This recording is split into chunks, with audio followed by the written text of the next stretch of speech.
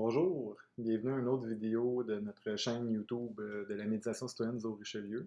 Merci beaucoup d'être là et pour tout votre soutien. Tel que promis, c'est la partie 2 sur la colère. Donc aujourd'hui, on va voir rapidement ça ressemble à quoi la colère, comment est-ce que je peux reconnaître ça chez moi et chez l'autre. Et aussi par la suite, ben, c'est quoi les moyens que je peux utiliser pour revenir au calme, pour redevenir moi-même et passer à travers cette émotion-là. Parce que la colère n'est pas négative en tant que telle. Souvenez-vous que c'est vraiment un signal d'alarme. C'est ce qu'on va décider de faire avec la colère qui va possiblement être positif et constructif ou mener vers des impacts négatifs. Donc à ce moment-là, dans un premier temps, ben, on reconnaît ça comment la colère. C'est pas tout le monde qui peut nous nommer de vive voix. Je suis présentement en colère, j'ai besoin de temps pour réfléchir. C'est pas tout le monde qui sont capables de faire ça. Moi-même, même si j'ai beaucoup de connaissances à ce niveau-là, que je travaille avec les gens à ce niveau-là, ça m'arrive d'être en colère et moi aussi, je peux être hyper maladroit dans ma façon de gérer mes émotions. C'est ce qui est merveilleux chez l'être humain. Il n'y a personne de parfait et on peut toujours apprendre. Donc, pour y revenir, hein, comment on reconnaît ça? Il y a des signaux différents. Il y a des signaux qui sont très évidents, comme quelqu'un qui cogne sur des tables, des objets, qui va crier ou hausser le ton, qui va claquer la porte et s'en aller. Ça, c'est quand même assez criant et évident que la personne est en colère. Il y a d'autres signaux, ben, on peut voir au niveau des veines, des fois, chez les gens. Les veines ici, au niveau du cou, au niveau des tempes, qui vont un peu sortir un peu plus, être un peu plus apparentes. Des longs soupirs, des grognements, même à la limite.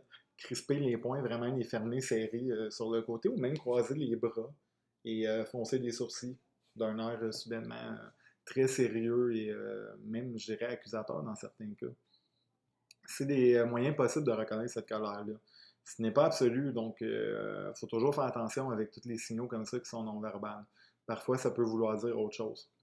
Exemple des bras croisés, moi quand je croise mes bras, c'est soit parce que j'ai froid puis hein, je me colle un peu pour être bien, ou c'est parce que je suis réellement à l'écoute. Je suis beaucoup à l'écoute de ce qu'on me dit. Je veux me concentrer sur l'information que je reçois. Je croise les bras et ça m'aide à me focuser. Donc, il ne faut pas trop interpréter, il faut faire attention, mais quand il y a plusieurs signes comme ça qui arrivent tous en même temps, là, on peut tirer une conclusion qui est un peu plus véridique. Là. Donc, s'il y a quelqu'un comme moi en colère, que la pression augmente, la pression corporelle, les oreilles deviennent rouge vin, je commence à crisper des poings et soudainement, je ne te regarde plus dans les yeux, je regarde au sol et je tape du pied. Il y a beaucoup d'indices hein, dans ce que je viens de dire. Ça peut indiquer que ça ne fait peut-être pas mon affaire l'issue de notre discussion en ce moment. Ensuite, il y a des signes comme ça chez moi. Je veux observer des signes chez l'autre. Mais là, ça va vraiment pas. On est en colère. Ou je suis en colère. Qu'est-ce que je fais? J'essaie pas de jaser, c'est pas le temps. Il faut prendre un recul, il faut revenir à la normale, comme je dis, calmer notre esprit, réfléchir pour mieux revenir plus tard. Comment est-ce que les gens vont faire ça? Ben, il y a plusieurs moyens qui existent. Ce qui fonctionne pour moi ne fonctionnera peut-être pas nécessairement pour vous et vice-versa. Mais pour vous lister quelques moyens, parce qu'il en existe mille et un, ce que j'entends souvent, des gens vont aller faire de la lecture, d'autres gens vont aller méditer, faire des techniques de respiration. D'autres gens vont utiliser des objets, froisser du papier, des balles anti-stress. D'autres personnes vont écrire, mettre par écrit ce qu'ils ressentent sur une lettre et ensuite la détruire ou la conserver en quelque part. Mais au moins faire sortir le méchant, comme on dit. Moi, personnellement, j'aime aller prendre des marches, juste changer physiquement de lieu pour refaire le plein au niveau d'une nouvelle atmosphère. Et il y a aussi écouter de la musique en même temps. Parce qu'à travers la musique, moi, ça m'aide beaucoup à faire sortir finalement ce méchant-là en me concentrant sur autre chose. Les paroles, les percussions, les instruments. D'autres gens, ça va être les jeux vidéo, des séries télé, des films. Aller faire autre chose pour mieux revenir plus tard. Euh, mais il y a un moyen, comme que je dis, vous avez peut-être vos propres moyens que vous allez pouvoir nous partager dans les commentaires. Moi, ce qui est important là-dedans, c'est pas que vous ayez nécessairement la réponse à tout, mais c'est que vous commencez la réflexion si c'est pas déjà fait sur ben quels sont mes propres signes quand moi je suis en colère. Il faut que vous vous posez cette question-là si vous désirez travailler sur vous et être capable de mieux communiquer lors de conflits à l'avenir. Et l'autre question aussi, ben, comment est-ce que je vais faire pour revenir au calme? Donc ça aussi, je vous invite à partager des moyens si vous en avez. Qu'est-ce qui fonctionne le mieux pour vous?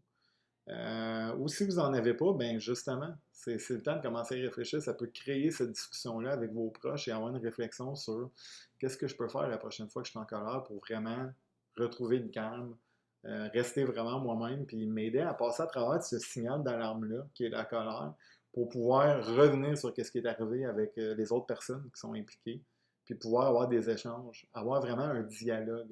Pas une conversation, je parle à un mur ou les autres qui parlent devant moi parlent à un mur, vraiment des échanges entre deux personnes qui sont au calme. Donc, je dirais que c'est le contenu pour aujourd'hui. J'espère que ça a été aidant pour vous comme piste de réflexion. Je vous invite à aimer, comme toujours, la vidéo, la chaîne aussi, s'il vous plaît. De vous abonner si ce n'est pas déjà fait, de partager en grand nombre et de rester à l'écoute et à l'affût, puisqu'il y aura d'autres vidéos comme celle-ci, bien sûr, dans les semaines à suivre.